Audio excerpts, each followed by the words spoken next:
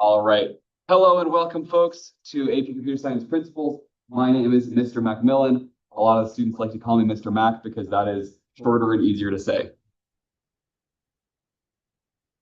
Cool. That's just not going to go.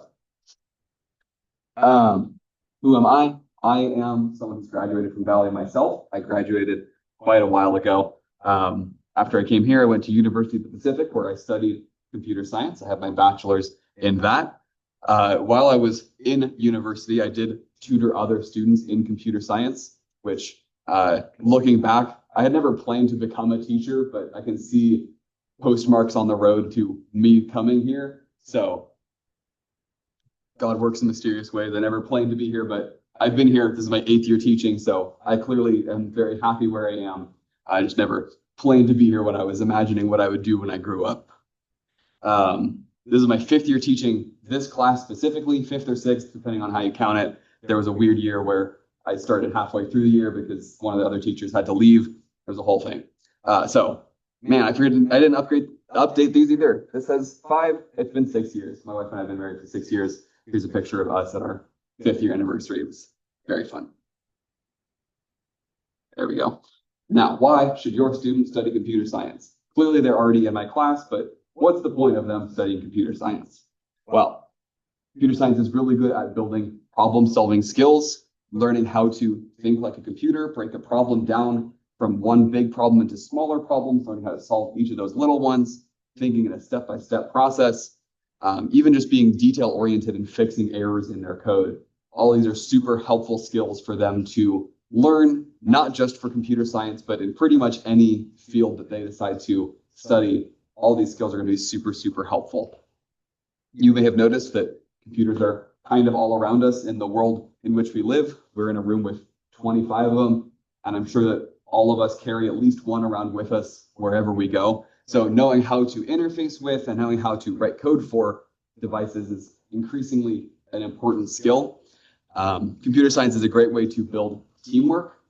During our classes, we have a time of lecture, and then we have a time for students to work on the assignments that are assigned to practice that new topic. So students during that time are free to collaborate with each other. If there's a problem that one of them might be struggling on, they can say, hey, neighbor, can you help me with this problem? A lot of collaboration that happens during class. If they ever have questions, they can ask me. It's a lot of time for them to work together to solve these problems and get practice on these topics that they're trying to practice. And a large number of projects in the real world, once they go out into the real world of being an adult, involve working with other people, especially in the world of computer science. They'll have to make large projects with other people, have to contribute to other people's code, have other people contribute to theirs. So knowing how to work with people is a pretty important skill. And if none of those are enticing, then programmers still do get paid pretty well, which is a pretty good draw. Specifically about this class, APCS Principles is designed to teach students not just how to write code, but also broadly about the field of computer science.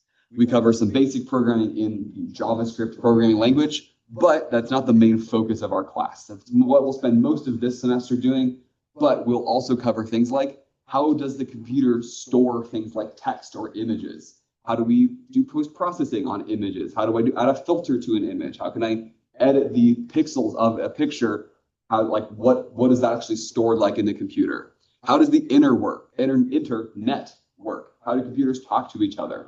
And generally, what are the impacts that computing has had on our world? So we're not just a programming class, we're more at the broad field of computer science, learning how technology and computers work. This class is a great foundation for anyone interested in pursuing computer science in college. A lot of, not even just computer science majors, but any STEM major that students might pursue is likely to have some kind of a programming requirement. So my wife is a mechanical engineer, and she had to take a programming class, even though her job does not have anything to do with programming. It's a skill that they want people to have when they're going into STEM. So this kind of class is very helpful for that kind of a credit necessity. If you notice that your student is having a rough time of it, if they're falling behind on assignments, if you notice that they're not doing well, Keep in mind that computer science can be a weird subject. It's kind of like a foreign language and it's kind of like math, but not really either of those. It's a weird, its own thing. So some students really click into that solving problems very logically. Some students take a little bit longer to learn those processes, but I'm confident every student who wants to learn about computer science can learn how to solve problems in a computer science mindset. So if you see your student falling behind, you can encourage them to watch the videos on VCHS. That's our online platform where all of our assignments are hosted. It's also, they have their own lectures.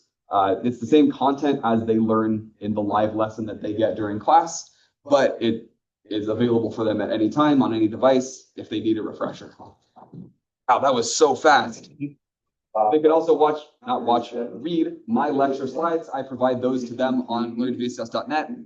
If they would need to see me after school, I'm available in here Mondays and Wednesdays for office hours.